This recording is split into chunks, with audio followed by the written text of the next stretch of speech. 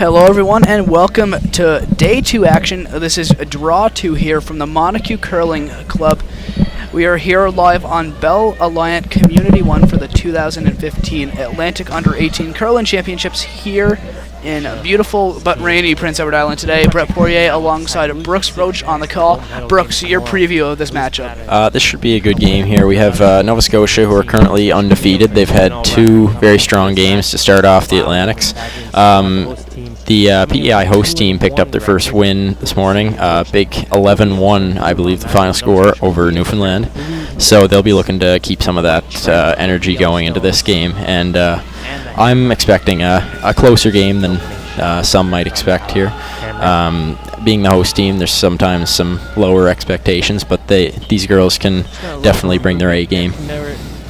Right now we see for Prince Edward Island in those bright pink jackets. This time it is Brienne Bourgoin who is up. She plays lead for her team based out of Cornwall, Prince Edward Island. This Nova Scotia team based out of the Mayflower Curling Club in Halifax. Of the Stones.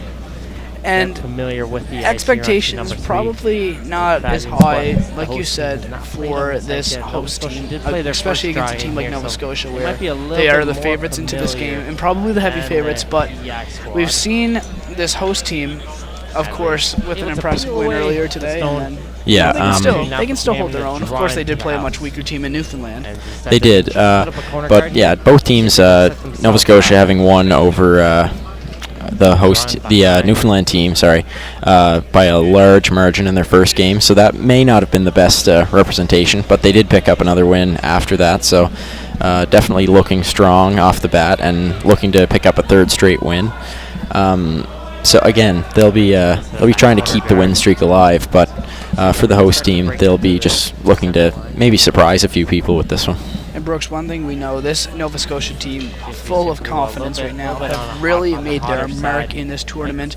They had the morning off after their bye, so they have fresh legs and are ready to go. Absolutely. They've been playing pretty well as far as we've seen. Not too many errors at all, and when they are, they've been able to back them up with a bailout shot here and there. And just a reminder, you can find us on Twitter at BrettPo or at BrettNBA, and you can find Brooks at Brooks Roach. You tweet us any comments, questions, or concerns. We know people are watching; they're just not tweeting. But no, feel free to compose and send off a tweet if you'd like to, if you're listening in.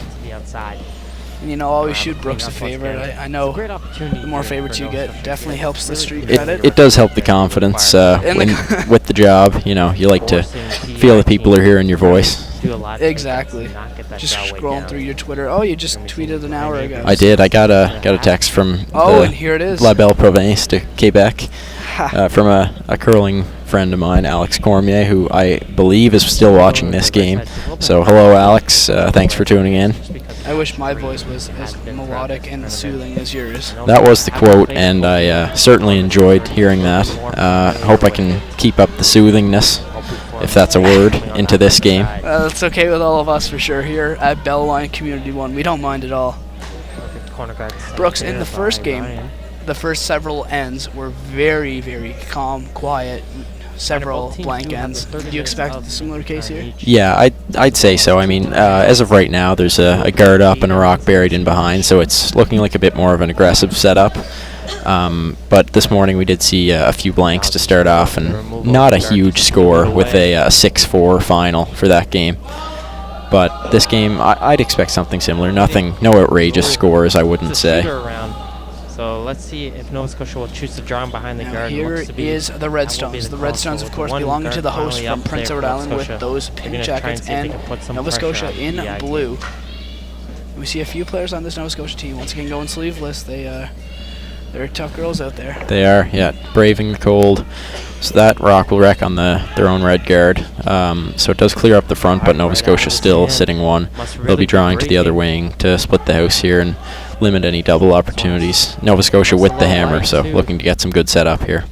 Here is Fulmore. She's taking her time, really trying to set up this guard nicely. So the sweepers will just light it off, let it come right on top, but little bit light. This coming one out getting the a little hands bit of sweeping Abraham. attention right now. And we'll Just see rides now, off will the host team of try and draw him the behind? center line, and there goes another jacket. So it must be warmer on the ice than we thought. We're only in the Yeah, first end here. maybe the afternoon draw or the rain outside could be affecting that. Who knows? But definitely not as freezing as it was in some earlier games. We're seeing the same, but And with the Burgoyne men's. still has her name on her shirt, so She we does. appreciate The that team for will be sure. going It against definitely gets Nova confusing Scotia. just looking at the ponytails on the back. The women's action, if you catch that with Brett Poirier over on Bellline Community 1. You can switch that over to Sheet 2 if you want to watch that game. And I just heard a shout out from Martin Ohms, who gave us a mention, so we should take a mention that the host team will be playing Nova Scotia on Sheet 3, and if you want to Trying catch to get that in that the one men's around the action, you guard. can follow Martin, Just going to get a who piece has of that it. covered too, and we'll, of course, keep you updated with And that we'll score. roll into Mike. Get a piece. So all the games on at the moment are Newfoundland and Labrador versus New Brunswick in men's and women's action on sheets 1 and 4, and then Nova Scotia versus the host teams in men's and women's on sheets 2 and 3. More ice on the draw attempt. Now Logan up for Nova Scotia. This Halifax-based team has an impressive track record and, of course, an impressive record to get here to the tournament and to get beat out Nova Scotia. That is the largest province with the most people. So It is, and there's definitely some good other teams. So to come out on top is impressive. They'll be looking to represent their province well because they have historically done pretty well at this tournament. But I mean, this isn't really an accurate way to say it, but you can look at it. Prince Edward Island's population of 140,000 stacked up to about 1 million in Nova Scotia, so you would think the odds are about 5-6 times better. Yeah, it's a disadvantage, but you do get some quality teams coming out of PEI as well as Nova Scotia, but the population definitely does help in cases like that. So heavy sweeping right now on this stone. Moving pretty quick though, and it's going right for that yellow stone inside of the house, and it will hit a little bit of a roll towards the center. Rolling and gone. That one really picked up speed at the end. Now it is out of the house, and once again freed up here. So Prince Edward Island lost their stone, and now Nova Scotia, who already has a stone inside of the house, has a chance to add on here. So Emma Logan here looking to draw to the opposite wing, not leaving any double opportunities for the PEI host girls. Emma Logan plays third for this team, and of course this Nova Scotia team with the hammer right now. They are, yeah, and it's a good setup for sure for them. If this keeps up, I can definitely see a two points going up for Nova Scotia on the scoreboard. Assuming this is made, which looks pretty good going in the house there. And this one maybe a little bit strong. No, I'd say that's pretty good. The doubles Almost impossible. Quite long, especially you'd need to throw a lot of weight, and it's a bit of a risk, especially at this stage of the game. So they'll just be going to hit the one that was just thrown. One thing we know about Nova Scotia, they don't make mistakes, and if they do, they find a way to correct the mistakes that they've made. Yeah, they typically don't make too many errors. When they are, it's a bit of a rare appearance. And now it is time for the skip of Prince Edward Island. Here is Lauren Lenentine up. What do we know about this skip here for Prince Edward Island? Lauren Lenentine actually moved up to skip this year, I believe. Skip used to be Megan Ching, who's now playing third, but I guess they changed the system up, and it seems to be working. They've had some solid results all year. So Lenentine's first being thrown here. Playing the hit on the Nova Scotia rock on the side of the 12-foot. And this one with a lot of power going right for the back yellow. Strikes it and a freeze. Good shot. A lot of open ice there. Not much room for error, of course, but once again a perfect one. So now we'll see what Fulmore can do. And where will the target be? Probably the exact same spot. Yeah, they'll just be hitting that same rock, following the same path.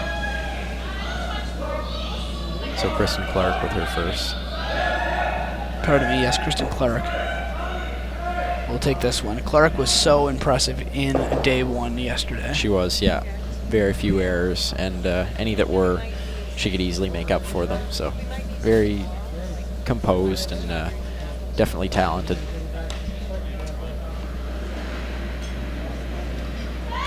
So there goes Clark with the early released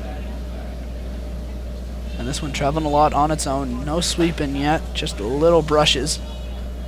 And it will find its own way past the hog line. That's a good shot.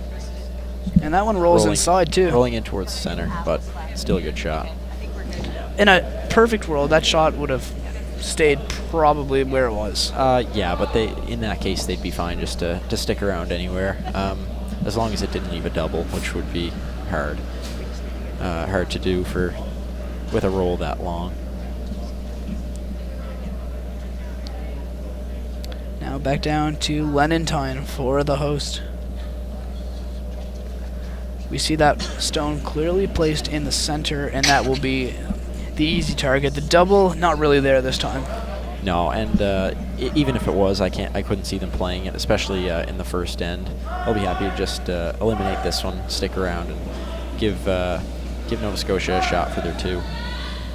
If you go for the double, you're risking quite a bit, especially because of how thin it is. If you ever breezed right by, you'd give them an open draw for 3 to start things off. This one needs to curl. This one crosses the hog line inside the house, and it just barely connects, and that is a bit of a break for Nova Scotia now. Doesn't remove it from play, so this will be a draw anywhere in the house for a 3 spot to open the game. They really, really didn't want that, and that's going to make a pretty nice advantage to start. You have to give up the hammer, but you'll do it for 3 any day of the week. Yeah. Nova Scotia, as we saw, we're probably prepared to give it up for 2. Yeah, they would have been very pleased to get 2, but that's being handed an opportunity for 3, so they'll take that for sure. Of course, it's not over quite yet. We have to see Kristen Cleric make this one, but this is all, we've seen these shots. A lot of shots have gone strong, so really, strategy here is just to probably shoot a little less than you would expect, considering how smooth this ice is. Yeah, the ice is really fast, according to all the players. Well, I was out throwing a few rocks in the practice yesterday, but it was just a great speed, and got to give a hand to the ice maintenance crew here, and they've just been doing a great job. Bruce Rourke and Larry Richards. The ice is very, very good quality. And after one here from Montague, the score 3-0 for Nova Scotia on Bell Line Community 1. We'll be back in the second.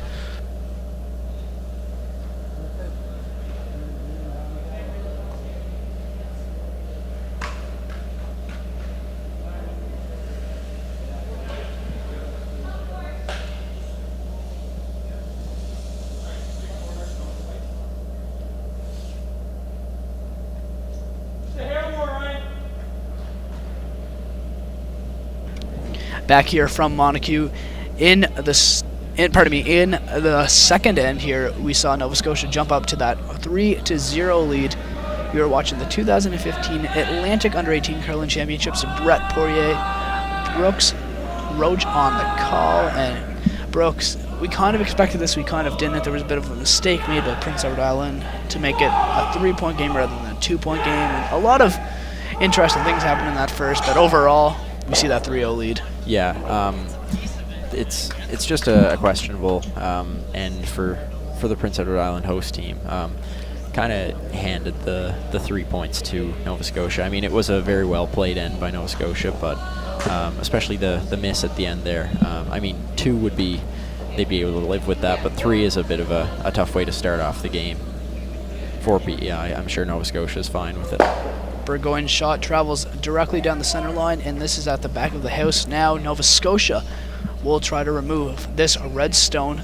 Nova Scotia with the yellow stones here in this game, and now the hammer belonging to, of course, the Islanders. Yeah, they did get the hammer back, but they're definitely going to want to make use of it this time.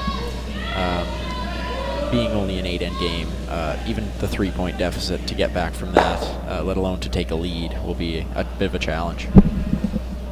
And now we're starting to see this patterns begin. The hit one, add one, hit one, add one, hit one. Yeah, seems to be a bit of a cleaner end, which is what they would want after giving up a 3 in the first. Possibly just wanting to get some of that hit weight down and draw if they can.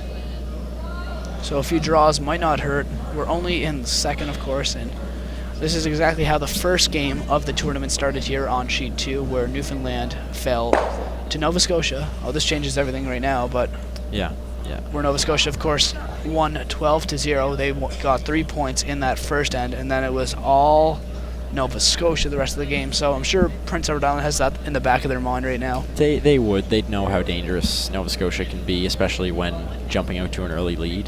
They're a fairly aggressive team, but in general they just have a fairly relaxed strategy, but they take advantage of opportunities when they're given to them. So explain the role of the skip whenever they're not actually sending that rock down the ice. We see Clark in the back right now. Basically, Kristen Clark right now is just she'll be watching the line, making sure that the rock is following the path that she hoped and expected it to. Like there, that's pretty well exactly where she would have wanted that. So a good shot by Taylor Fallmore. But Kristen Clark is basically there to call a line and call the game following their strategy. Now up for Prince Edward Island, it is Rachel O'Connor. She plays second for this team.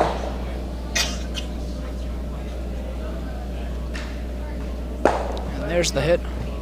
Once again, we see this strategy employed. It really seems like it will be that type of an end. Yeah, it's looking that way. I mean, there's no guards up, so there's no place to hide. I mean, barring a complete miss, it should be a fairly calm end. But like we saw with the Newfoundland team, the misses can occur, but of course some early jitters there yesterday. They can, yeah. Yeah, Newfoundland just not quite on their game, not really performing to their typical abilities, I would say. A lot of crucial errors for them.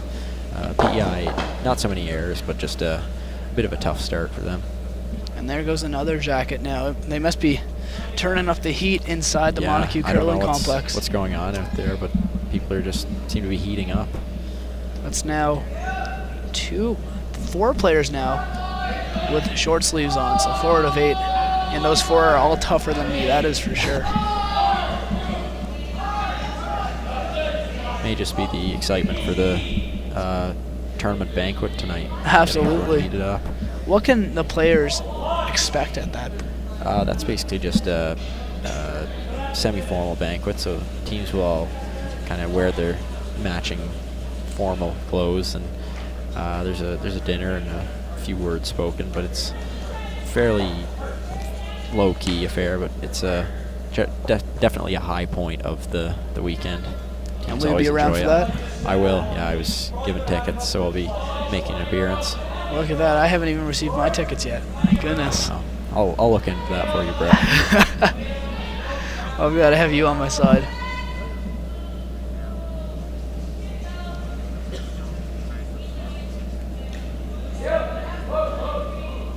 And now this Yellowstone, just a little strong, maybe. We haven't seen any sweeping on it.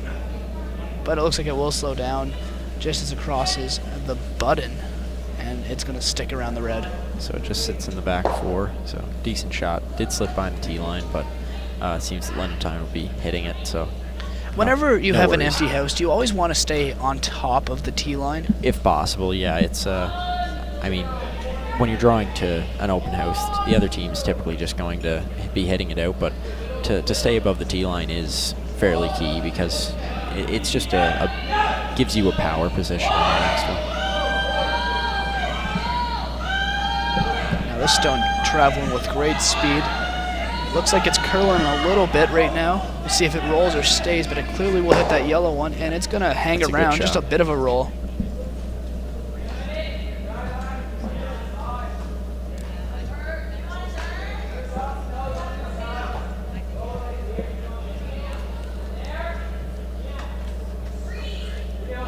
This is a 3-point game right now, 3-0 in favor of Nova Scotia. The hammer belonging to Prince Edward Island. We're here in the second end of the 2015 Atlantic Under-18 Curling Championships.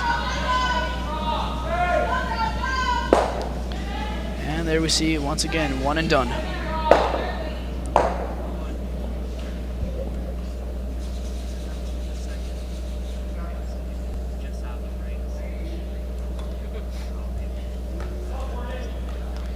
Prince Edward Island back up once again.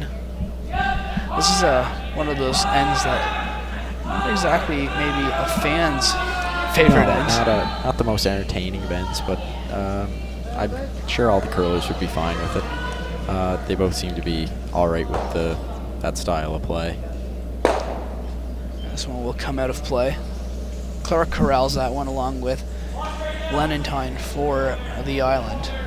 And now we're almost done here of the first. We'll see Clark go down. And you really get the feeling this will be a blank end. Yeah, I'd be shocked if it was anything otherwise.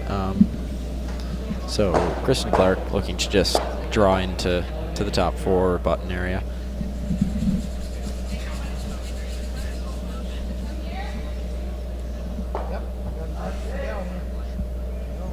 Here comes Clark, and like you said, she'll just want to stay on top of the tee line there. Yeah.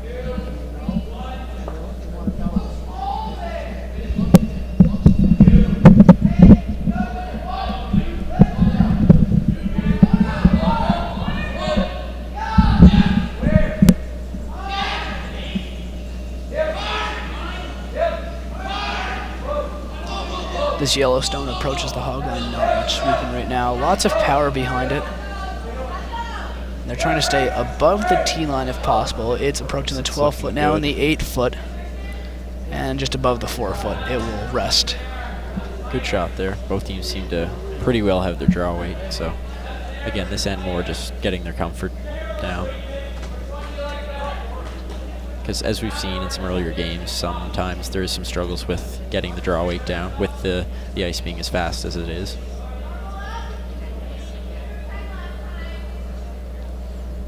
So we see another easy target here, just trying to remove this one. And fortunately for both these teams, there hasn't been any mishaps with these easy shots. No, in general, it's other than the hit miss by Lenentine in the first end, which unfortunately led to a draw for 3 instead of 2. It's been fairly consistent. I mean, teams are making those more basic shots. So now if you're a team like Nova Scotia who's up, who doesn't want to play this style of curling, how do you break out of this cycle of 1 in, 1 out? Well, basically, it's a team can do that by if PEI was to score here, and next up they'd throw up a corner guard. You can, if you go around it, or even draw to the somewhere on the center line, you can kind of rope the other team into playing that style instead of the hit mentality going for a blank. Several guards would definitely change that. Guards are basically setting the trap for the other team. If they fall for it, sometimes they will completely ignore it, but just to have them up there is key for ends like that instead of this style.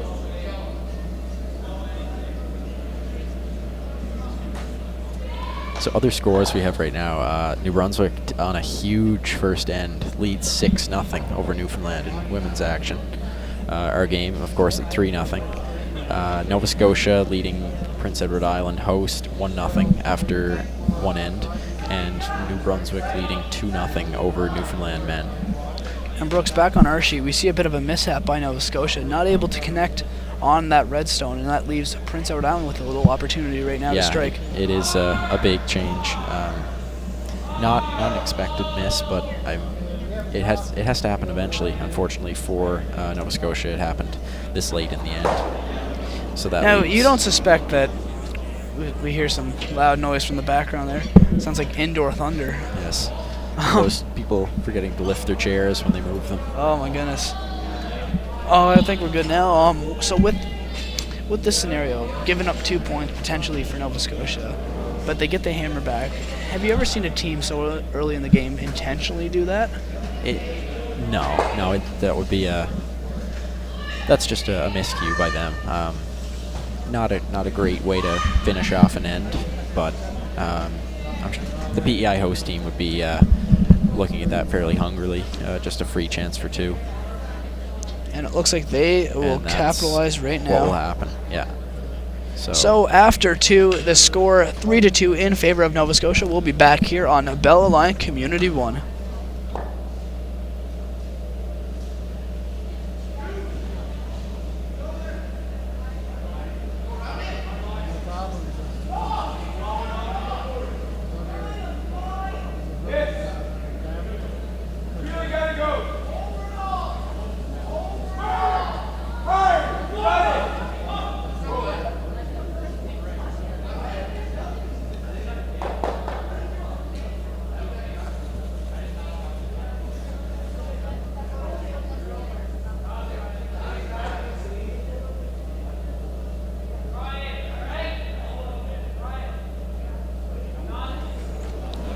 back here on Bell Line Community 1 for the start of the third between Prince Edward Island, the host team, and Nova Scotia.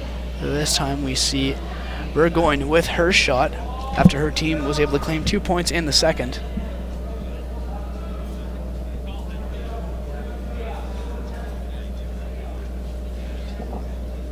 So we're not seeing guards set up here, or if we are, they're pretty close. I guess that's as tight of a guard as you can get there.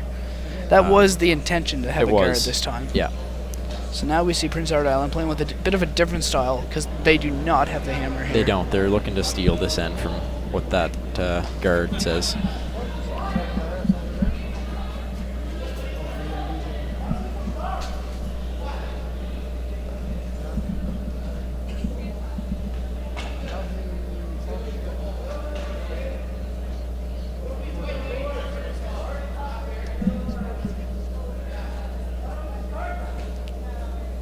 This rock will not hang around. Slips through the back. So again, a bit of an uncharacteristic miss for Nova Scotia. Yeah, Nova Scotia, who's only up by a point right now, doesn't normally make mistakes like this. No, very a unusual. little abnormal. Possibly just a misreading of the ice. Not quite the execution we're used to seeing from them. And how about over on sheet 4, the congestion over there with the guard Sheet 4, play? there is a ton of guards. There's actually 7 rocks out in front of the house, covering pretty well every path into the rings. So at the moment, it's New Brunswick on their first, trying to loop a second one in there somehow. So that'll be interesting to see how that works out. Yeah, good luck getting through that. And another rock slipping through, so definitely some miscues on how fast the ice is here on ice 2. It's been like that all tournament long. We saw starting with Newfoundland in game 1, and then especially this morning we've seen several rocks just glide right through. Yeah, it's a bit odd at a level of competition this high, but I mean, it could just be the fact that the ice is better than most teams are used to at their home clubs, and it's not wearing down at all as the game moves on. So some teams are just naturally used to that. Muscle memory might be fooling them a little bit. Here in the third, the score 3-2 for Nova Scotia. Here is O'Connor up for Prince Edward Island now. She's finally got a few stones to work with. Yeah, Nova Scotia did manage to work one in there, but it is quite open to be hit by O'Connor here. And O'Connor's shot will coast away from the center line. It's got a pretty good curl to it right now. Yeah, the sweepers need to go to get it by the guard there. It looks pretty good. Just about gets by the guard, and there is the perfect even gets hit. a little roll inside, so that's a great shot by Rachel O'Connor. And it's pretty well protected right now. It is, yeah. Just about entirely under the guard. Whenever you have that perfect line drive protection, how hard is it to actually get to that back shot? It is, especially on club ice like this, where you don't get the finish that you'll see in an arena or a higher end ice surface. So you won't get that real big finish on some softer weights at the end.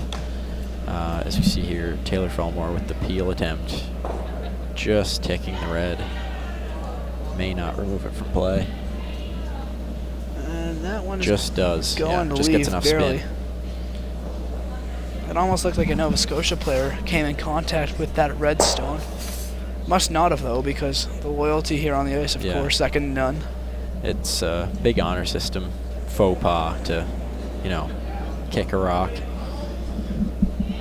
Also quite hard to hide something like that. There's a lot of eyes watching. There are.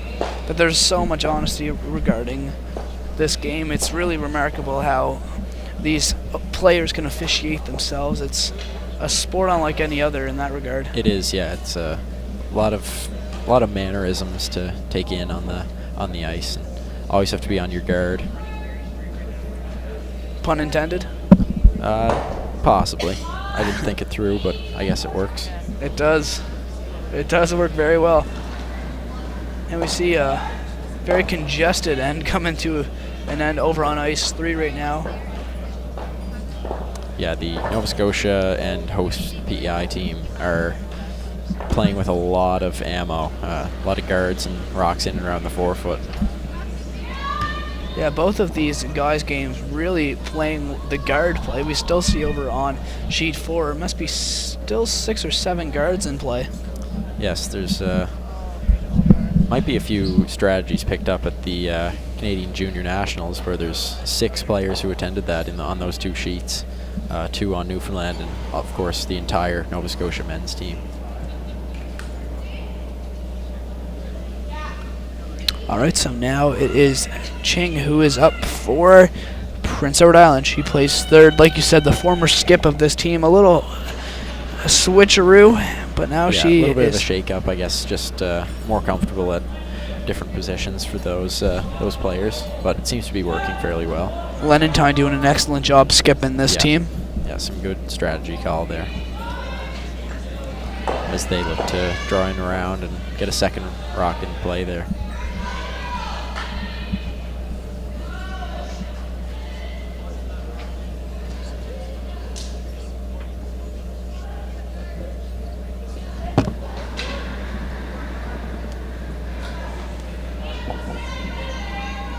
And now this stone travels just outside of the forefoot, and a pretty good presence right now by Prince Edward Island. Yeah, really good shot there by Megan Ching to bury one around.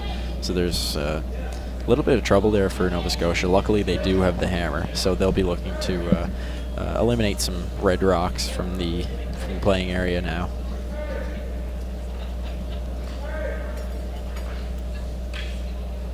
All right, so we see Emma Logan up right now. Her first shot here in the third. This one jumped on right away by the sweepers. Looks to be very close to that red guard. Very, very close. Looks like it will just hit it. Pushes it over, so that's a big miss as well. Actually moves it over, covering part of the red rock at the back of the 12-foot. So just not a great end so far by Nova Scotia, and PEI taking full advantage. We really haven't seen a great end by Nova Scotia since that first end where they stole 3. Exactly.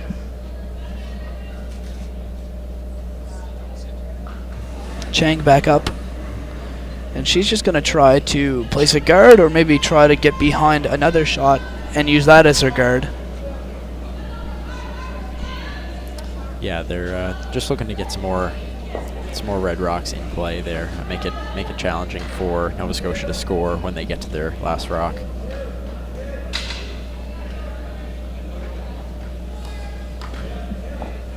This game, of course, moving at a pretty quick pace right now. It is, yeah. Not wasting too much thinking time. They both have about 22, 23 minutes left, of the 30 that are allotted to each team.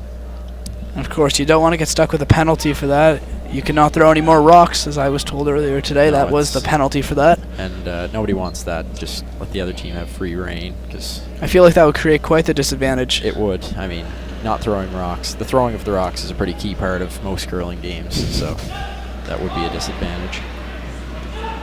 So here is Logan's last shot here in the third.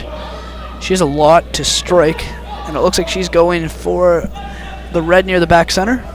Yeah, she is. Again, it needs to really curl here. And it just about connects, but not enough power. Just taking it over. So 2 tough throws now for Logan, and a lot will be left up to the skip, Kristen Clark here. Yeah, so PEI looking to wrap one around again and just get a third shot in the house, possibly top 4-foot. Again, being above the tee line is key here. You'd be better off top 12 than back 4.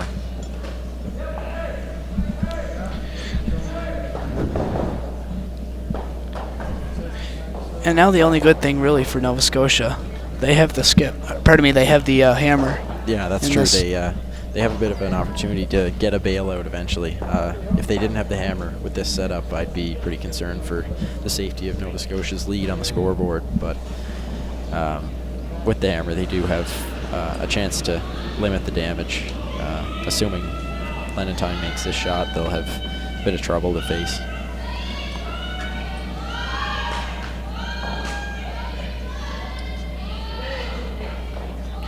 So just trying to replace that shot that was ticked away a moment ago behind a red guard. They are, yeah. Need to go on this one, sweepers. Not quite curling in behind, but it will still get into the house. And PEI sits 3, but completely open.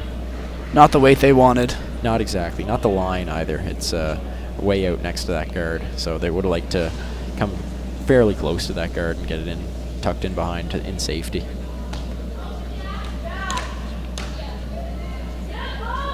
Now this is a very interesting situation. We see that Clark will have to face. Definitely not an ideal situation. Where do you think she'll go? She looks to just be playing the draw in around the red guard over on the left side there. So in doing that, they're looking to kind of get that draw in before they throw their last rock. So a bit of a insurance marker. If this is made and Lenatine misses her last one, then there could be a chance for 2, rather than playing a hit now and only having a chance for 1 later. Seems to be the safer shot. Here near the end of the third, the score 3-2 in favor of Nova Scotia. They do have the hammer, but they do not have control of this end right now. But a lot will be left up to Clark, who is in this tournament played great in her, especially her last 2 shots in an end where they've needed her. We haven't seen her needed too much, but we know what she can do. As of yet, she's had a pretty good, pretty not easy, but less challenging than some games we've seen. And definitely her team has been setting up some great ends for her. And that's a great shot by Kristen Clark there, wrapping one around.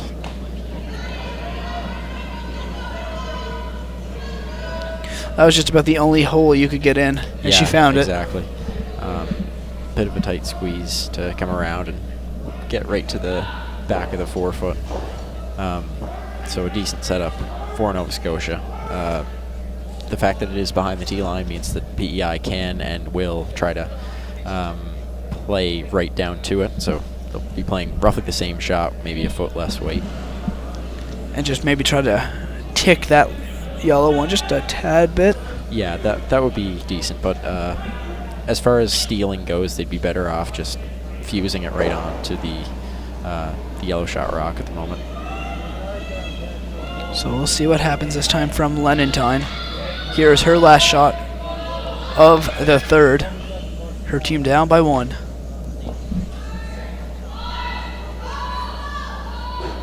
This one looks like it might cause a bit of a traffic jam up front.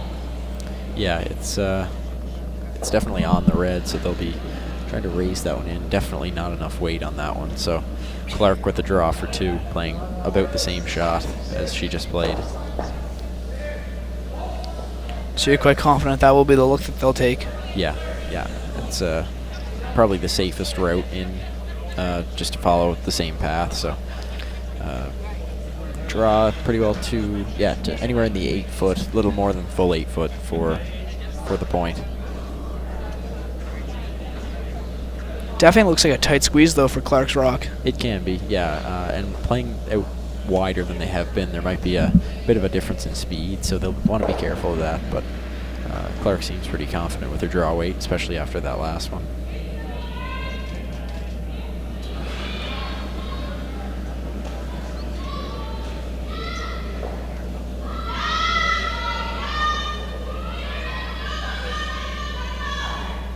Here comes the Yellowstone just past the hog line, entering the house now.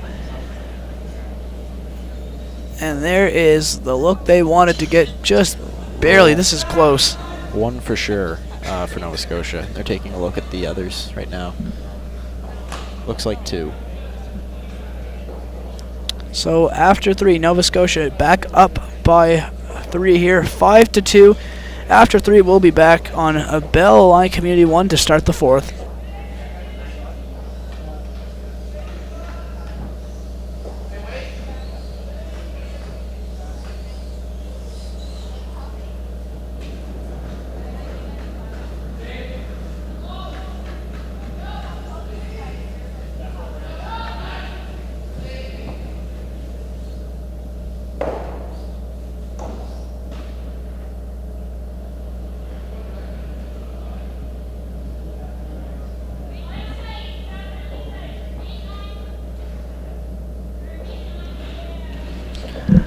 back here to start the fourth. It is a 3-point game right now. Nova Scotia is up 5-2 over the host Prince Edward Island, who are in their pink jackets right now. They've played some good ends of curling, but right now Nova Scotia, led by Kristen Clark, has bounced back well. So we'll have to see a big end right now from this Prince Edward Island team and the Red Stones. Here is the lead, Brienne Burgoyne with her shot. We don't see a guard set up, so that means we could see some one-and-done action. Once again, that's a strategy teams like to employ whenever possible, especially in this situation. But if you are the Prince Edward Island team, you don't want to get into that strategy because you can't really afford to play from behind this whole game. And with me here today, we've got Brooks Roach on the call here on Bell Alliant Community 1.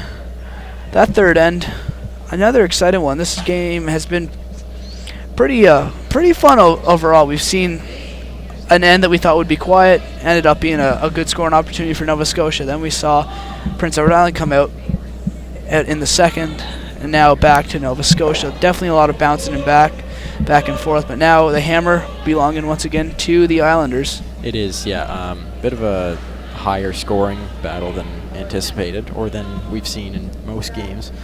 So 5-2, so 7 points scored in 3 ends, which is quite a bit higher than average. I'm sure both teams are, and still, going quite aggressively in this fourth end. So the teams seem to be quite confident with the aggressive style of play. Nova Scotia with the advantage to date. Up once again is the lead for Prince Edward Island. Here is Burgoyne. Burgoyne is wearing a little Under Armour shirt. I don't know how she is doing it out there. No, she must be, I don't know, sweeping pretty hard. She must be, or maybe she's warmer. Is it cold-blooded? Which one is it? I don't know. It's whichever one is whichever one for that Under Armour shirt.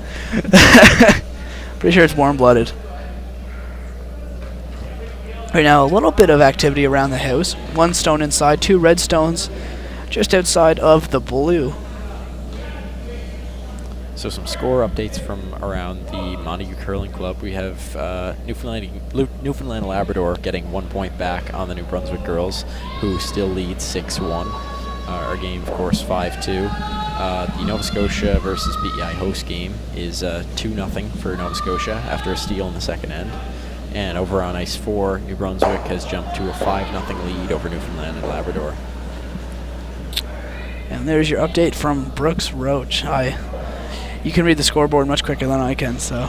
I can. It's second language. It's something that a lot of the fans really don't get it at first. They walk in and they're like, what the heck is that thing? Yeah, it's a bit of a process to take it all in, but when you've looked at as many as I have, it comes fairly naturally. Why not the traditional scoreboard, your electronic scoreboard, even your flip chart? Why? Yeah, I don't know. It's just the way it's always been done. And the Montague scoreboard is actually a new board, but it's still the old style. People just don't like to move away from that tradition. Very interesting. They could have invested in electronics, but they went with this. So there's obviously a reason to keep that around. Yeah, and it's got our club logo and everything, so it's a bit of a special symbol for us. Here is the shot from Nova Scotia. They're up 5-2 here in the fourth. Now this stone comes in very hard. It will roll inside. There's good luck. Keep it in play. Maybe a bit of a roll. Too far to the center? No, they'd be fine with that. Just sticking around is the priority there. And Nova Scotia, who made several errors, especially in that second end, really bounced back in the third, and now to start the fourth, once again look like the favorites to win this game. Yeah, for sure. And they're some might say a little fortunate to be up 5-2, up 3 points when not playing to the best of their abilities. Just a few lucky breaks along the way there, but also playing generally pretty well. 2035 for Nova Scotia and 2009 for PEI. Both teams not making too many errors early on in this game. It has been a pretty well-played curling game, that is for sure. And just a reminder, folks, you can find us on Twitter at Brett Poe or at BrettNBA. And for Brooks, you can find him at Brooks Roach on Twitter. You know, we've tweeted a little bit. You got a great message. You tweeted that out. I'm still waiting for my first tweet about this tournament. Yes, I have a few shout-outs to give. Of course, Alex Cormier and Lewis South, who are in Montreal watching this game. Hope they're enjoying my color commentary. I do, of course, have my Alex Cormier Quebec shirt in my bag downstairs in the locker room, so that's a bit of a special symbol. Always keep it on me. So that's for Alex Cormier in Montreal. Hope you're enjoying this live action for Montague. There's a tough look for Nova Scotia that time. There is. And that really leaves us wide open now for Prince Edward Island. We see Lenentine setting one up. She'll try to set a little guard in place now for this redstone. Yeah, they're actually drawing in. It looks like to the somewhere in front of that red. Sorry, no, they're coming over to the other wing after a miss there by Nova Scotia. So they'll be looking to split the rings and just make it hard for a double here.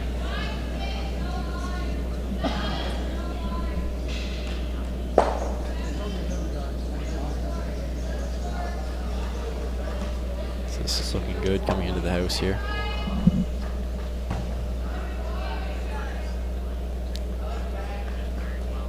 Very spread out, very tough to get a double there, and of course they stay above the tee line. Yeah, definitely. So good position there. Clark signaling to play the hit and roll over towards the center to create a possible jam for the PEI host team. You know, we really just haven't seen many teams, or many players I should say, make mistakes in this game. One little mistake here, one little mistake there, but both teams seem to correct themselves. They do, yeah. They're all pretty resilient. In general, there's not too many blowouts. Of course, I'm not looking at Ice 1 when I say that, where it's 11-1 for New Brunswick after 3 ends over Newfoundland and Labrador.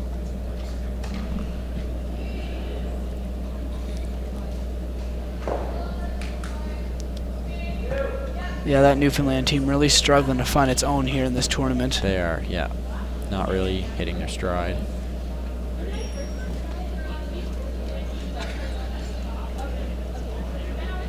Now back to Prince Edward Island. Here comes the redstone very hard down the ice, and they're going right for the yellow, just outside of the 4-foot. They are looking to get a little roll in, it looks like, or they'll be getting one for sure. O'Connor rolling it over to the wing, middle of the 8-foot.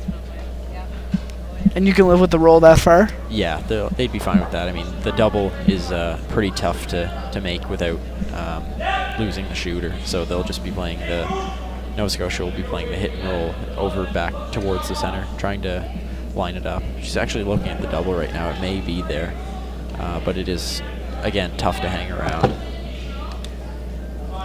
Clark is discussing the possibility of it. That is what she'll be playing. So is that a common move in this stage here? It would be. It makes sense. I mean, they want to, without the hammer, they want to get rid of some of that red. If they only get rid of one, then there's still a very good chance for a deuce for PEI, and they want to eliminate that possibility. So Clark, a big shot here, trying to remove both Yellowstones. And with the way this is set up, there's no way to keep that Yellowstone in play after you get the double, is there? There is, I think, but it would just be hanging on the edge of the 12. It's a bit of a steep angle, but again, it can be done. I'm sure it's a bonus to hang around, but the double is the priority. Now here comes the stone. You see a full set of eyes looking at it. It looks close. Not quite. Just goes over the top. So risk taken, not rewarded, but overall a pretty low risk because either way there was going to be at least one eliminated. Yeah. Just not two that time. They're fine with getting one out for sure. Would have liked to, if they were just getting one, stay in the rings, but hit the wrong side of the rock to do that. So might have just got a little wide, but again, not a terrible miss.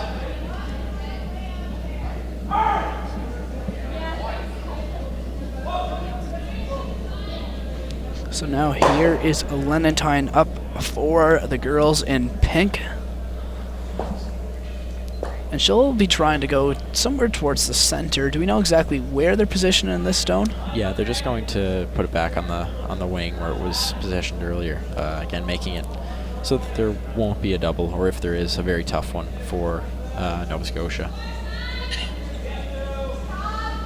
And of course, we know the style that Clark plays. If there is a double opportunity, she will take it. She'll probably take it, yeah. Fairly good hitter. Kristen Clark shown some promise in that part of the game.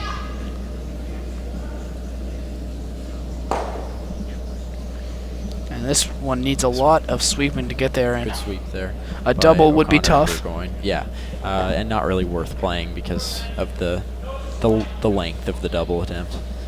So they're just going to hit this open stone and leave PEI a shot for 2. So if everything plays out the way we predicted to, it will be a 5-4 game in favor of Nova Scotia, and they would regain the hammer. But it does feel like Prince Edward Island is playing from behind this game. They will have a good chance here, or they should, to get 2 back. Be only down 1 after 4 ends, which they definitely would not complain about.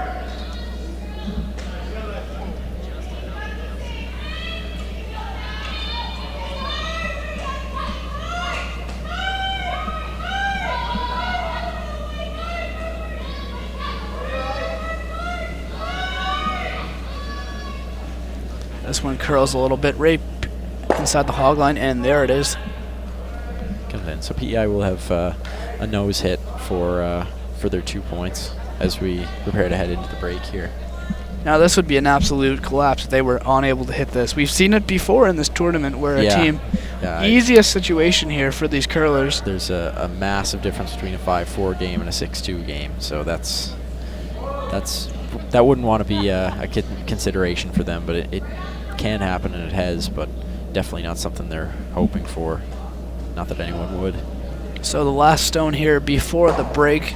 We'll be away for about 5 minutes, but make sure you're back with us for the remaining 4 ends, and Brooks will probably see the last 4 ends played. It'll probably be, played all the way. No, I don't see any handshakes coming with the score of this game as it is now. So some sweeping being laid down to this one. Looks good as it comes in. And right on the nose for 2 points. So 5-4 for Nova Scotia at the break. We'll be back here on Beltline Community 1 at the start of the 5th.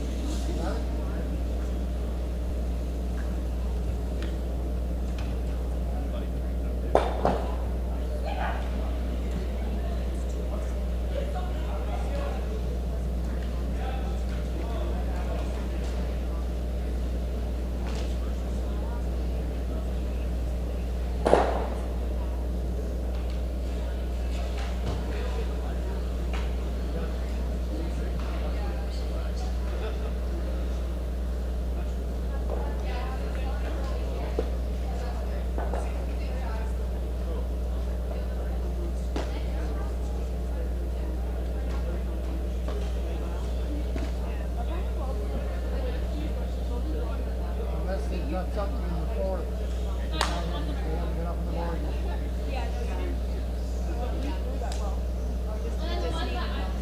First last time.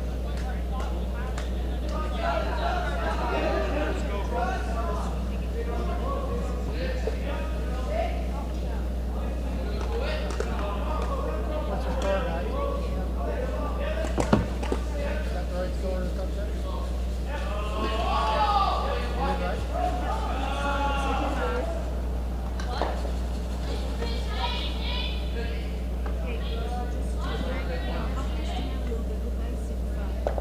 Right? Five two? It's 5-4 now. 5-4? We didn't get the fourth score, yeah. 5-4.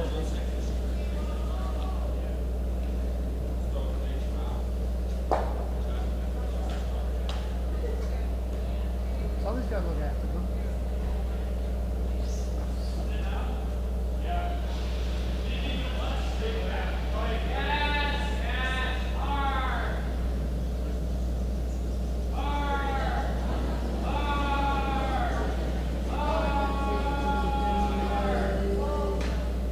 Oh, you're fired.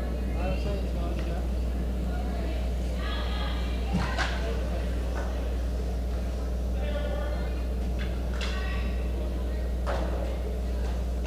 Oh, I he's standing there. Oh, yeah, I see it. Looks like we're going to draw.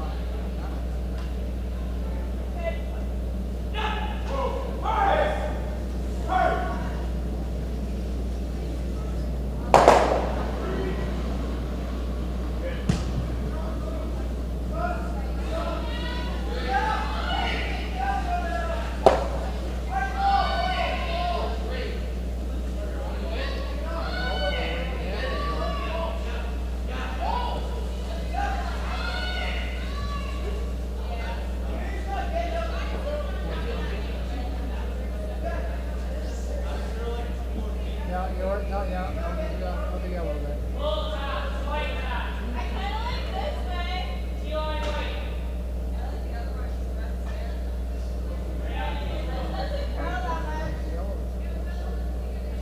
the left-hand side.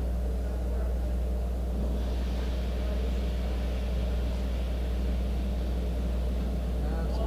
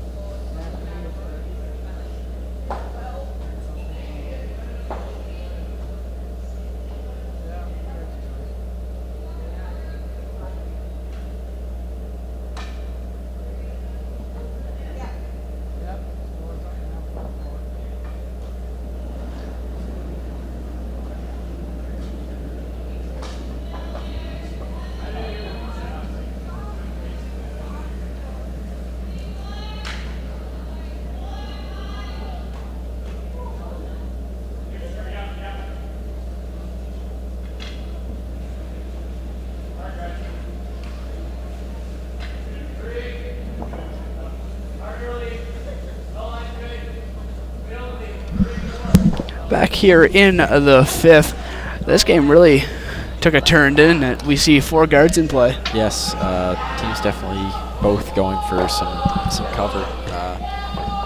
One yellow Nova Scotia stone in the back 8 foot, but other than that, 4 guards in play.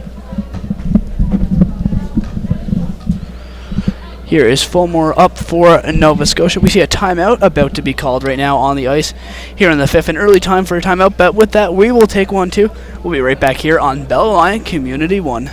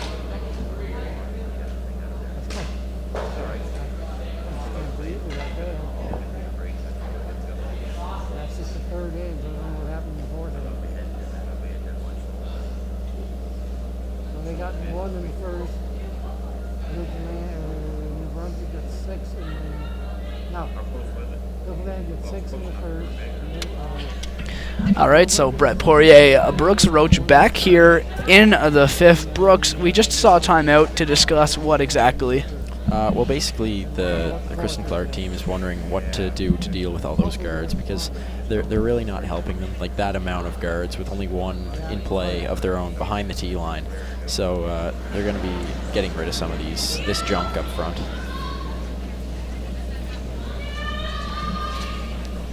And here is the power shot like you predicted.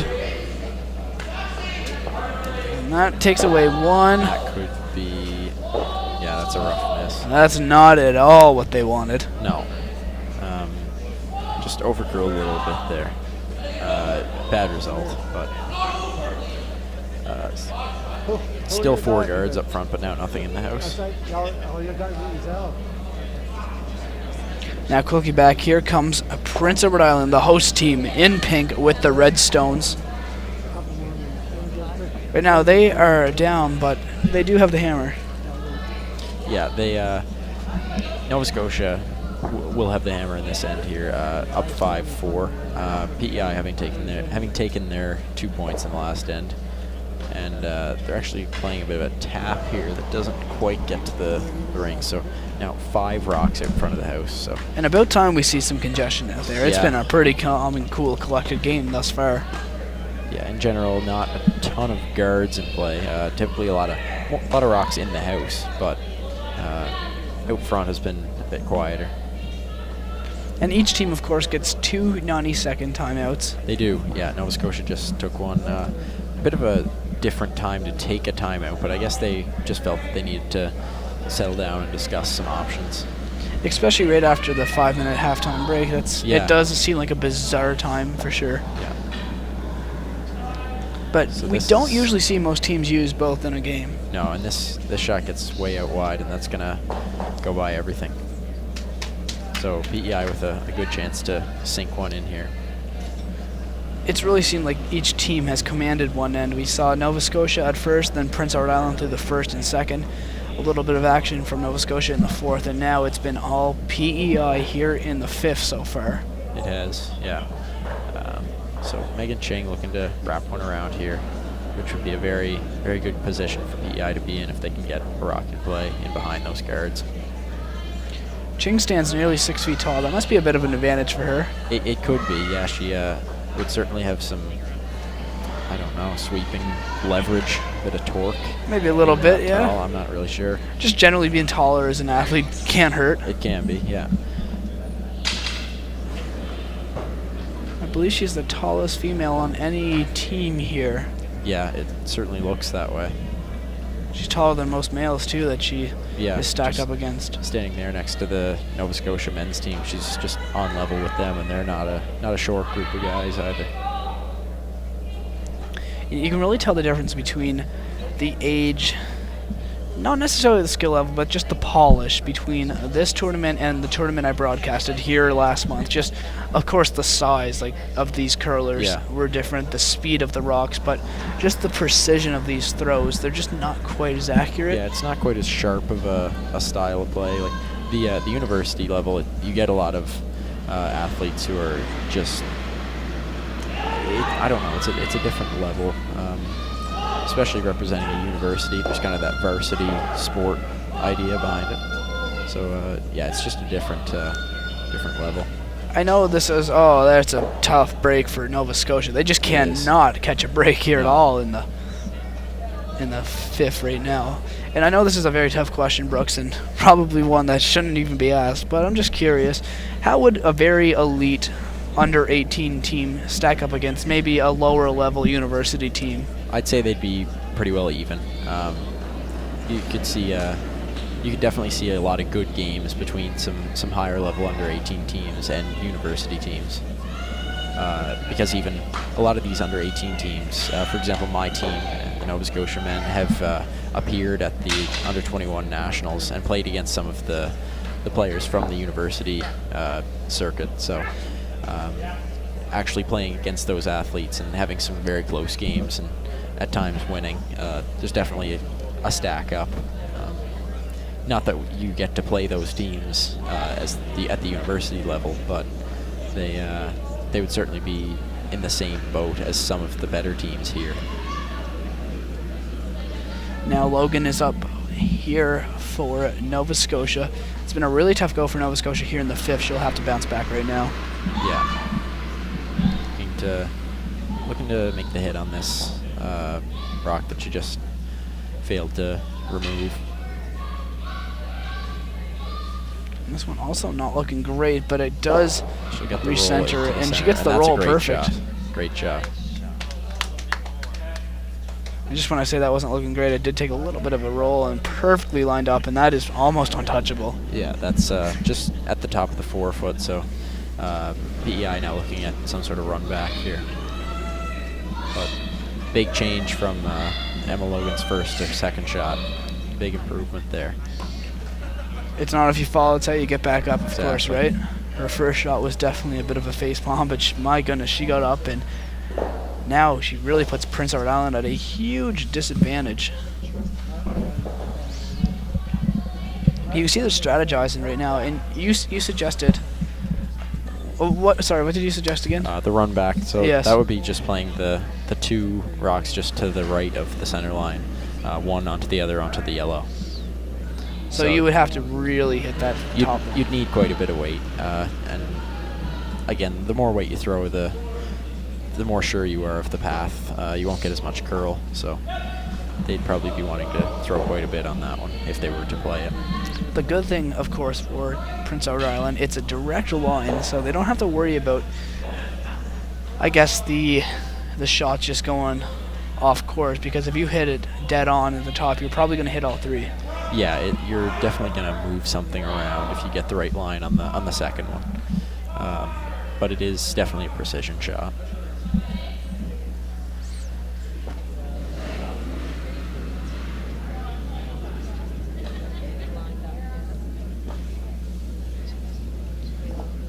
All right, so for Laurentine, a huge shot right now. This is her second last shot in the fifth. This end has been taking quite some time, considering we've had a timeout. A lot of thinking time here. Yeah, teams seem to be, with the amount of guards, just taking an extra second and looking at their options. Quite a bit of time taken to decide this shot as the run back. And no sweeping being applied yet. This is quite wide. Looks very wide. It will just hit the front. There is a mishap. Does bump the red in, but still Nova Scotia lying 1 and behind cover of 2 rocks. Of course, with Nova Scotia up on top, they really like to add to that lead. Yeah, they have a good advantage right now. They do. They have one really buried in there and looking to get a second one in behind the staggered guards over on the left-hand side.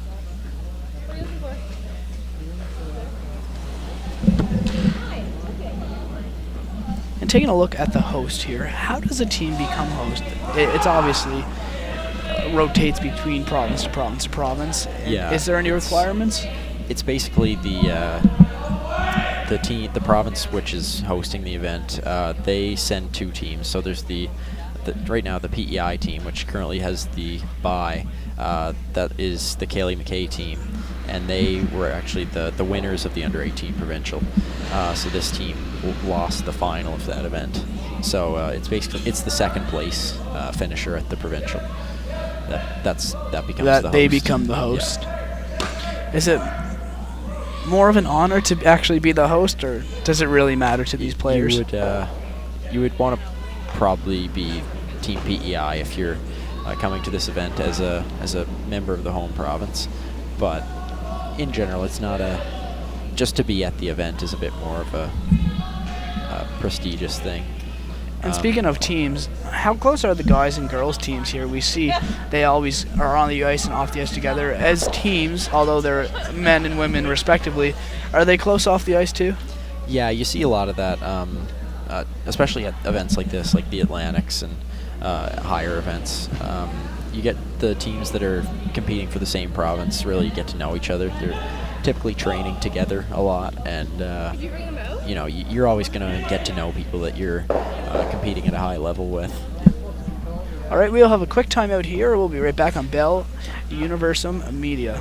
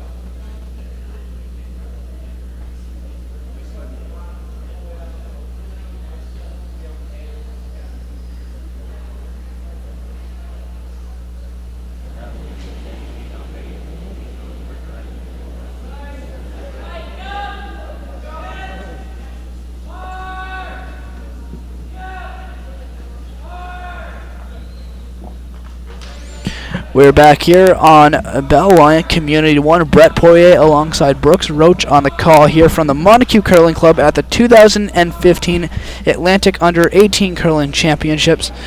Brooks, this end has been going on for quite some time. It has a lot of strategy being put behind this one. Both teams seeming to want to take it carefully.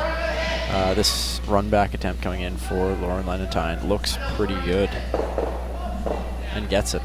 Rolls out into the open, but still a good shot. So by rolling into the open, she will leave a shot for 2 for Nova Scotia.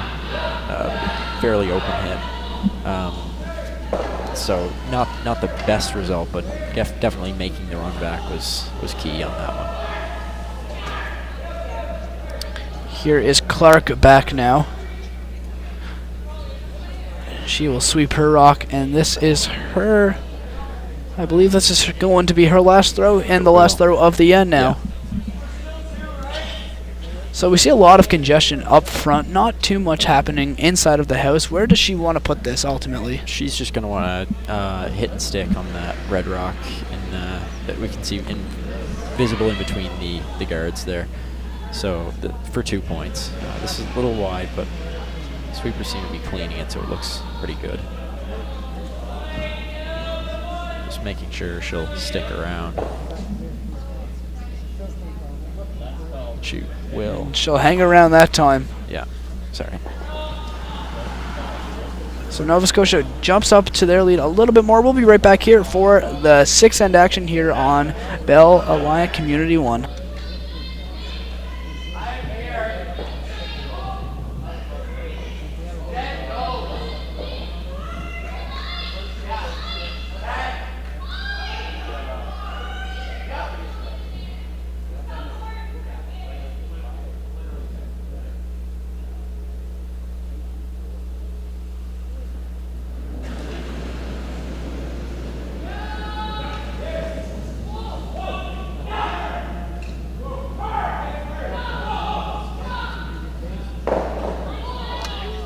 Back here for 6th end action after the 5th end that seemed like it would never end.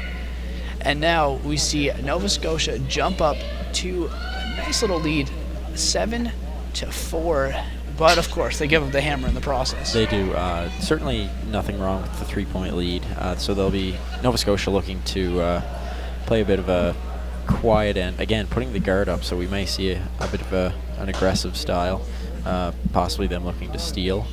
But again, it's PEI with the hammer, so they'll be looking to definitely get a couple points in this end here.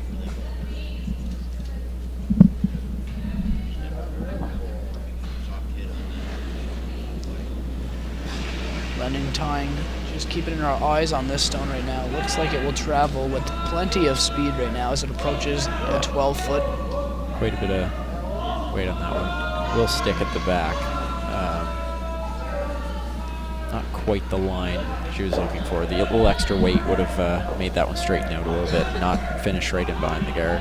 That's something you don't see very often. You saw both Nova Scotia and Prince Edward Island sweeping the same stone out. Yeah, it was. Lenentine seemed to realize that it wasn't going out, so she just wanted to sweep it back so it would finish a little bit more behind that yellow guard.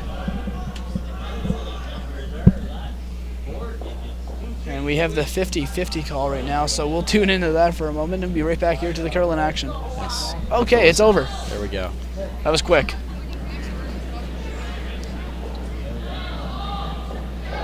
So here comes the stone, aiming for back red here. This looks like a simple takeout, but it needs to curl quite a bit. No contact. Right by. Big miss there for Anna Bryant. There's an unusual miss for Nova Scotia. They've been so sound all game. So again, great opportunity for the PEI host team to sink one in above the tee line this time.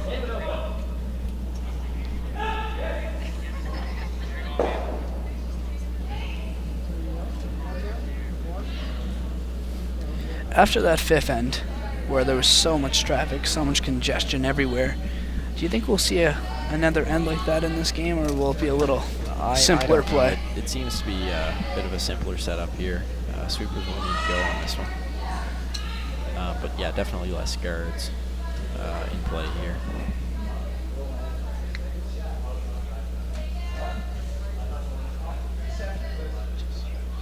Didn't quite get that one in. You can tell they were just trying to get behind that yellow stone there for perfect protection, and then they would have had 2 stones that were pretty much fully covered, not able to get it that time. And now Nova Scotia quickly back up once again here.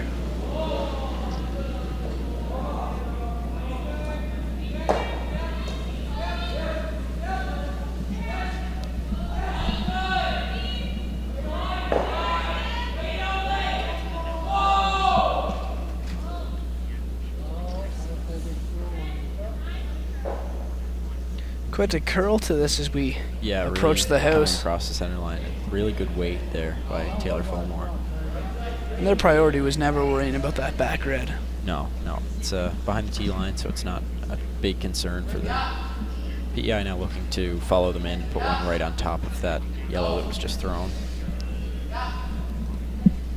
Now here is Rachel O'Connor for her Prince Edward Island team out of Cornwall.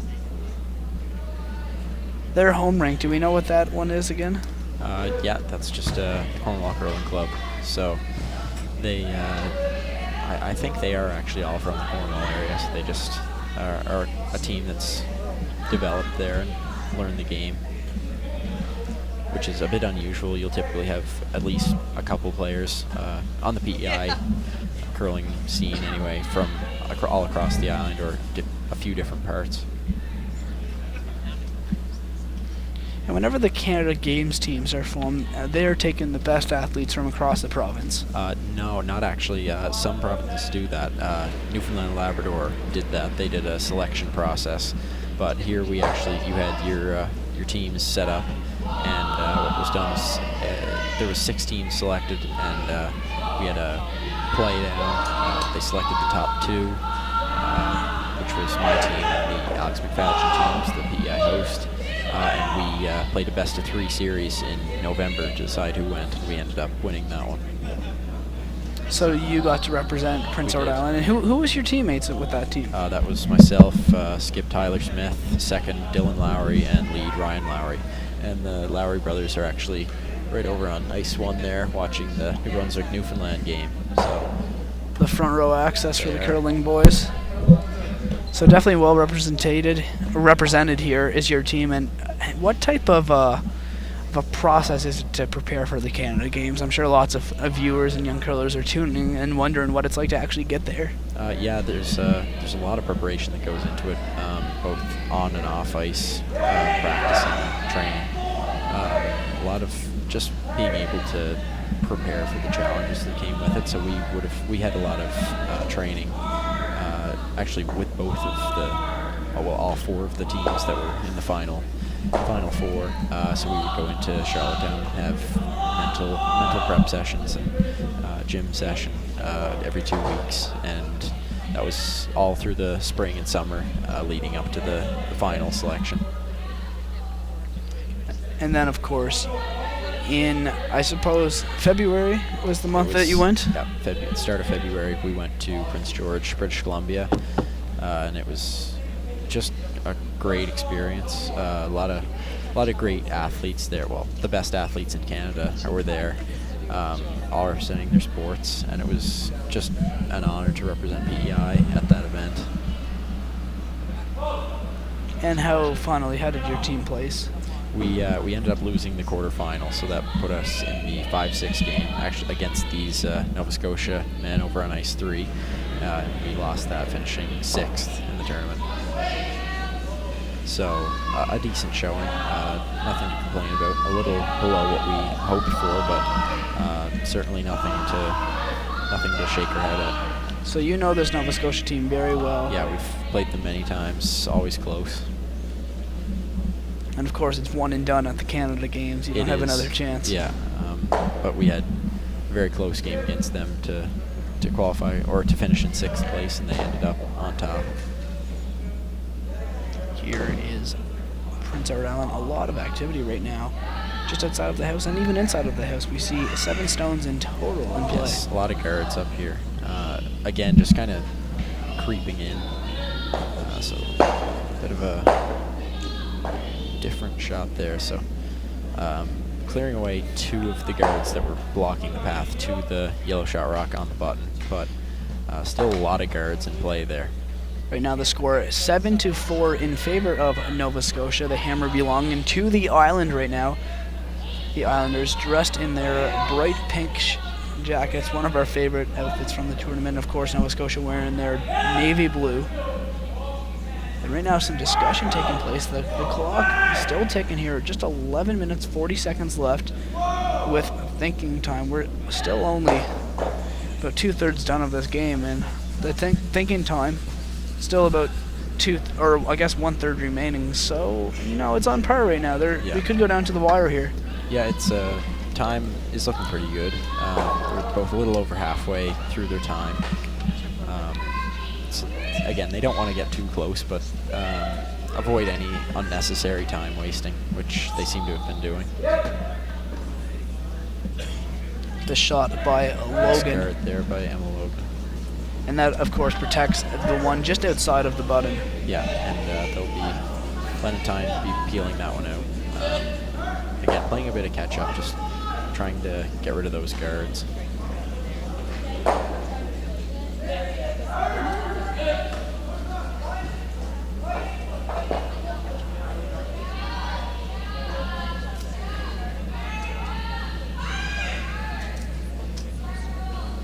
We are here in the 6th. These last two ends have taken some time, and now, with only a few shots remaining, it is now up to the skips here. So Clark looking to suggests either coming down right to her own shot rock, because if she does that, there will be a double, but it could be a tough one if it's placed properly. There's also, of course, the same shot that was just played, and that's a high guard. She's discussing several opportunities right now with Logan.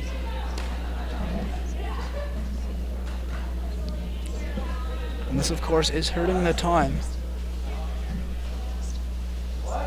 And you can definitely see they move a little quicker down the ice whenever that time is clicking. They do, yeah. It's just in the back of your mind, and it's good to keep it there, but not focus too much, because you don't want to mess up your pre-shot routine or your thought process or anything.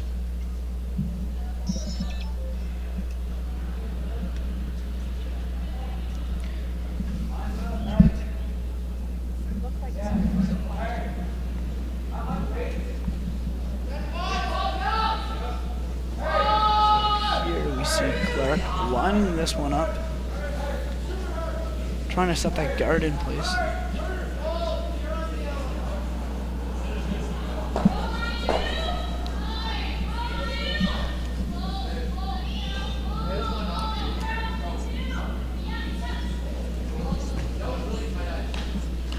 few score updates from around the club.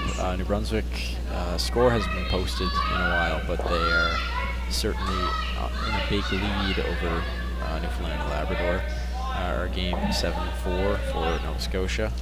The other Nova Scotia PEI host game, Nova Scotia leads 3-2 after 5 ends. And New Brunswick up 5-4 after 5 ends over Newfoundland and Labrador in men's action. So taking a look at what's ahead at 9 a.m. tomorrow, it will be draw 5 of the tournament. We will have it on Sheet 2, Prince Edward Island versus Newfoundland. You know what, to be honest though, I think the two better games would be Nova Scotia versus New Brunswick in the men's and women's division. Yeah, those will be really exciting games. Certainly could be a preview of the finals based on what we've seen so far result-wise and just quality of play. And we will have the women's finals here on Sheet 2 and on Bell Alliance Community 1 at 1 p.m. Atlantic time.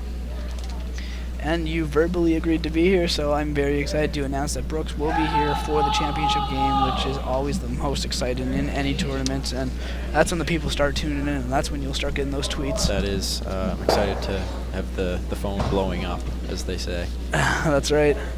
That's what the kids say these days. That is.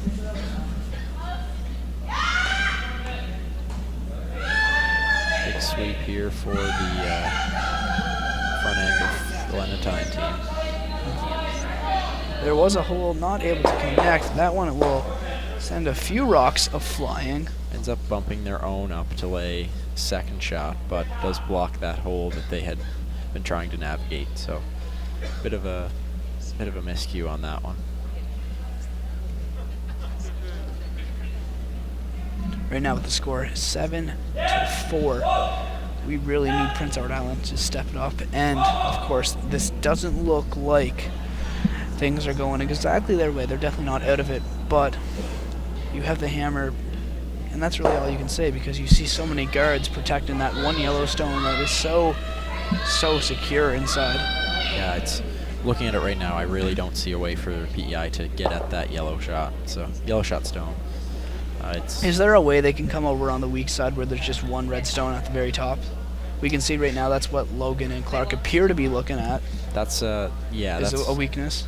I mean, for Nova Scotia, they're going to follow that side, but there's no way to come around that side and get at the yellow. They'll be forced to play some sort of run back, I'd say, or tap, possibly on their very high red guard way up in the left-hand corner. but again, that's a bit of a miracle shot. Just depends on where it ends up.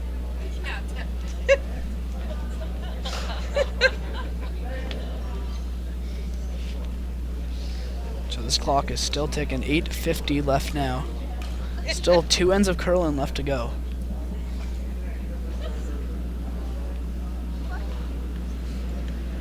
Here comes Clark. I try not. Where did we agree she would put this? She seems to just be drawing it around to get maybe the top 4 foot. Just patch up that little weak hole. Yeah. It's a little wide. Weight seems to be all there. It's got to finish. Yeah, take it back, girls, if it's not going to sit there. Yeah, they do not want to leave this sitting right there, which they will. So they're sitting 2, but that does leave a little bit of a pocket, kind of something to draw down to for Lauren Lenentine here. So for Lenentine, one good opportunity would be hitting that stone that was just thrown and trying to roll into the button. Yeah, I don't think there is a roll. This is just to give Nova Scotia 1. So there's really no shot for more than 1 here. I don't even think there is a reasonable shot to get 1. So we'll see if Lenentine can make anything of this tricky situation. And of course, her team already down by 3. They would have the hammer going forward, but this would be a huge 4. steal. Yeah, to be down 4 is pretty disheartening for. It would be pretty disheartening for the PEI host team.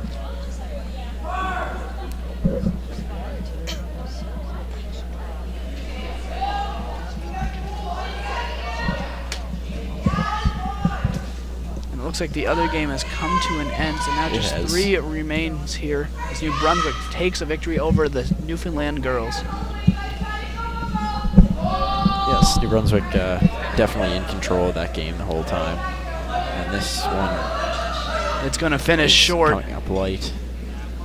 And that's tough for the island. So that's a steal of 2 for the Nova Scotian team. So now down 9-4. That makes it very tricky to come back, but fortunately, the hammer belongs to the island still, and they really need it going forward. Yeah, they'll want to pick up a few points if they hope to keep going forward here. Now we see a bit of discussion here with this island team. They wouldn't be talking about hanging it up at this point. It's possible, but I'd say we'll see them play one more end. Hard to say, though. Of course, the island team already played a game today. Nova Scotia with some fresh legs. They had the morning off. They did. They seem to have taken advantage of that with a strong game here again today. Hopefully they got their pass into them. Yes, that would be a possibility. Not 100% sure of the nutrition plan of that team, but it seems to be working off whatever it is. And you mentioned nutrition plan. Is that something that most teams here would follow quite strictly? There's some. It's picked up a bit more when you work with a Canada Games specialist or something like along those lines. But in general, you'd have some basic guidelines for teams to follow, put in place by the coaches and whatnot. The obvious no fast food, that kind of thing. And we see a close game over on the 3rd sheet right now between the host and this Nova Scotia men's team. Yes, Nova Scotia was just they just took 1 on a missed blank attempt, so they lead 4-2, but PEI with the hammer in the 7th end there. Another close game actually on sheet 4 with New Brunswick up 5-4 on Newfoundland Labrador. And currently Newfoundland is set up very well without the hammer, but in a good position to steal, throwing up a guard right now. Definitely a surprisingly close game going on the 4th sheet right now. I don't think anyone expected Newfoundland to be in this game with the former champions New Brunswick here. No, Newfoundland Labrador had seemed a little off in their previous games, but they definitely have brought their A game to this one.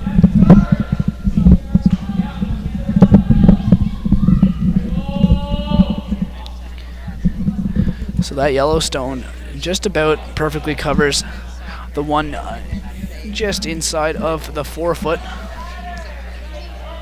Now Burgoyne will have a bit of a tricky look. It looks like they're trying to get to the back one. What they're going to do here is actually be a bit more aggressive. They're going to draw in behind their guard. So ignoring the two Nova Scotian yellow rocks along the center line area and just trying to get one of their own in play there. So this is obviously setting up a very populated house for the next round. Yeah, it is. If this is made, it can be a key shot for later on. It's getting very close to that guard, though, and it will be on the guard. Just not enough weight on that one, I don't think.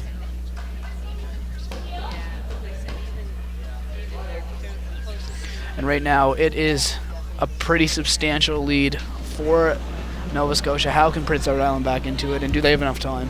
It's not likely. A win would be a shock for me, looking at the score right now, and just the way they've been playing. But it's possible to definitely get a close game with a couple points scored in this end. But again, that miss makes it tough.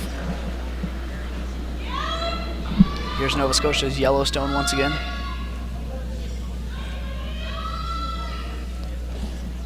This one coming in very fast and furious. Coming right across and just going to nose that one on the peel attempt. So leaving a set of guards up on that side, and Prince Edward Island host will be trying that same draw in again. So here we see O'Connor getting set to throw for the island.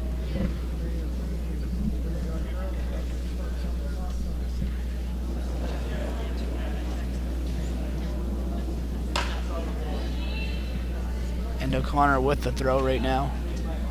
A little bit of a curl to it, not too much though. Just trying to make some noise in the house. Yeah, just they want to get something in play. This one, the sweepers seem to be going, but the line is not great to get in behind that guard. So it seems to be working its way a little over to the side there.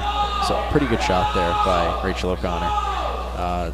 Definitely still open, but partially buried behind that guard. So now 4 more back up for Nova Scotia.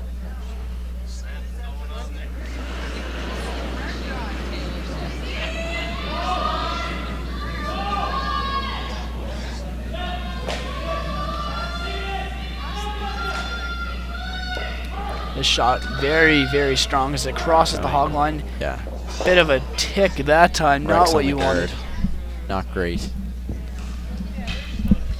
And Brooks, it would be a few mistakes like that that could give a little bit of confidence to a Prince Edward Island team, and still with enough time to get back into this game. Like you said, very unlikely, but it could happen. Yeah, it's with a mistake like that, it leaves an opportunity for PEI. If this is made, they'll sit 2 and could possibly be have one of them buried for sure. But again, they'll have to make a few more shots than they have been in these last ends.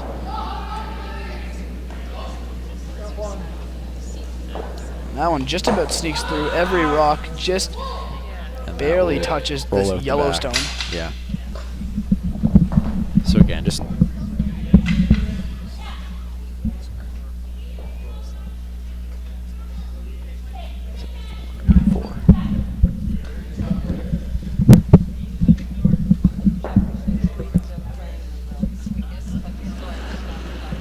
Now Logan up for Nova Scotia. Her team up by 4 here in the 7th.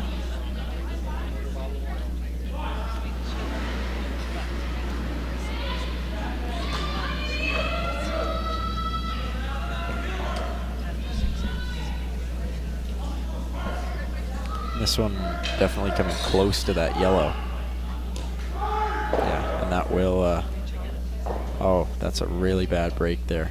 Not only does it wreck on the guard, but it runs it back into the yellow in the house. So PEI with a pretty good opportunity there.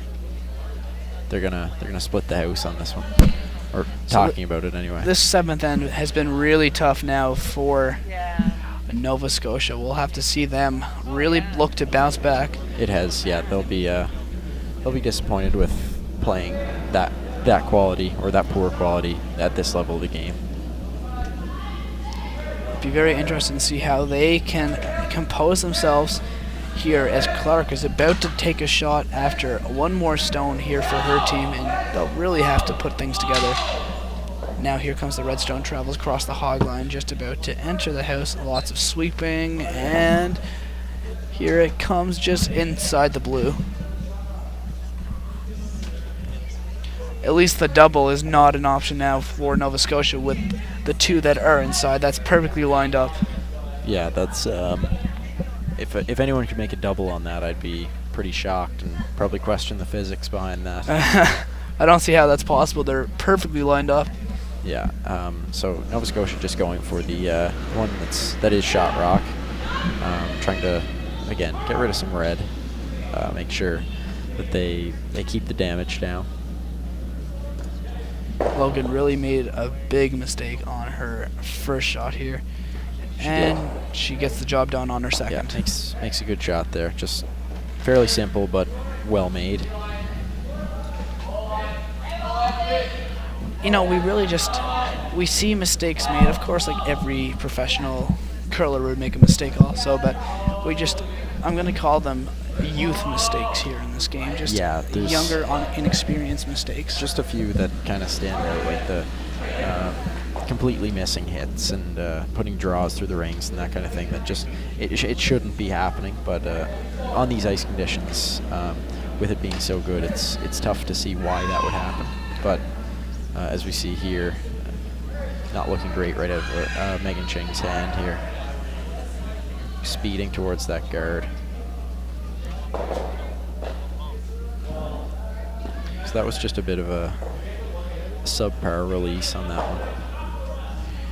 And a break once again for Nova Scotia. So we see Nova Scotia make a mistake with Logan, and then quickly back Ching makes the mistake. So they really they do each other favors at least. They're pretty well even back and forth with any mistakes that are happening. Just Nova Scotia seems to be taking advantage more often. Here's a curler who very rarely makes a mistake. It is Kristen Clark, the skip for this Mayflower Curling Club in Halifax.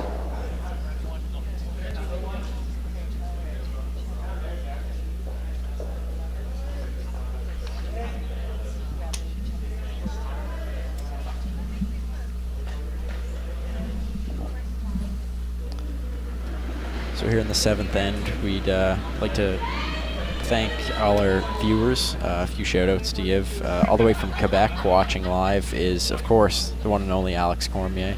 Also from Fall River, Nova Scotia is Janique LeBlanc, member of the Team Nova Scotia at Canada Winter Games and Junior Nationals this year. So both of those, some experienced curlers tuning in. Thank you for your listening and your viewership here on Bell Alliant Community 1. You're picking it up, man. We don't even have a script for you, and No, you're spitting out these lines. I'm just dropping some lines here. And just like that, we see a game that looks to be back in the hands of Nova Scotia. It does, yeah. Definitely in control of this game at this point. The down 5. It's tough to rally anything at that point. But PEI facing some rough circumstances here, looking to sink one in and hopefully get their 2 this end. If we see Nova Scotia end up with a point or 2 after this end, do you think we'll see handshakes? If Nova Scotia scores at all, there will definitely be some handshakes. I can't see a team playing when they're down 6 or more than that. They'd really have to hope for a lot of mistakes. And you would have to, and against a team like this, it would be pretty unreasonable. And one thing we find a lot of curlers, they are pretty reasonable, pretty level-headed folks who are very self-aware of what they can and can't do physically, mentally, and are just capable of doing on the ice. And of course, they technically could win, but when you're down 6 or 7 going into the 8th and final end, yeah, it's you more just logic know it's not going to happen. That, yeah, especially having only scored 4 throughout the entire game to that point. It's very, very unlikely, to the point of impossible, to think of getting 6.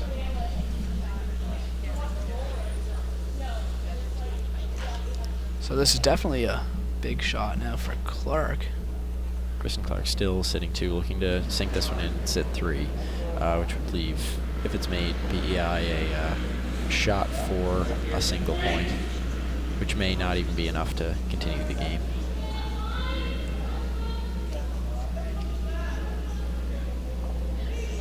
So you still think even with a point potentially for the island, they could still They call it? may play the last end, but it's quite unlikely to steal 4 in any end at this level.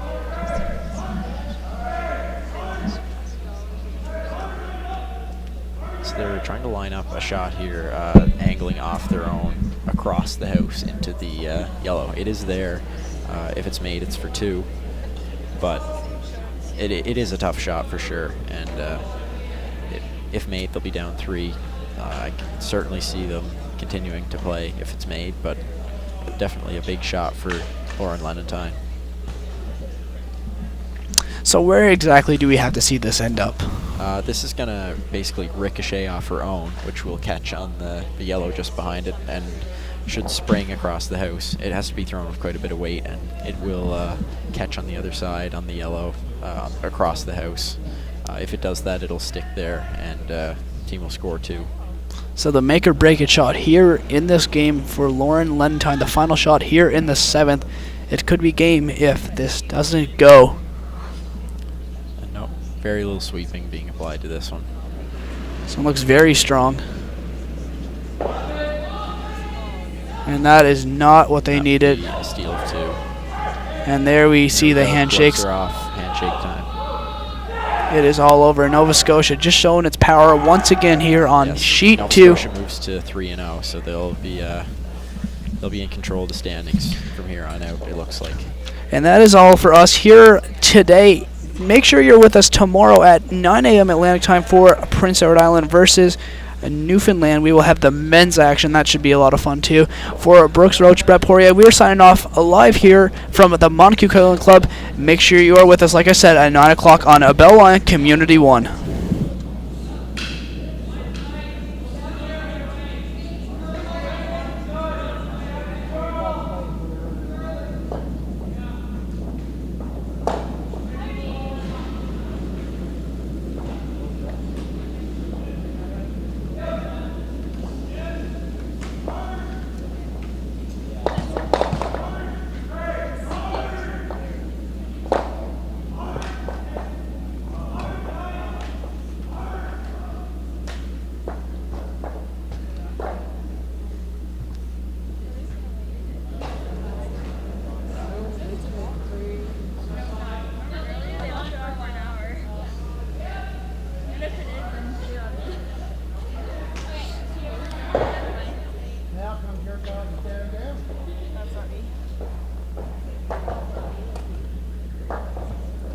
Oh, it might be.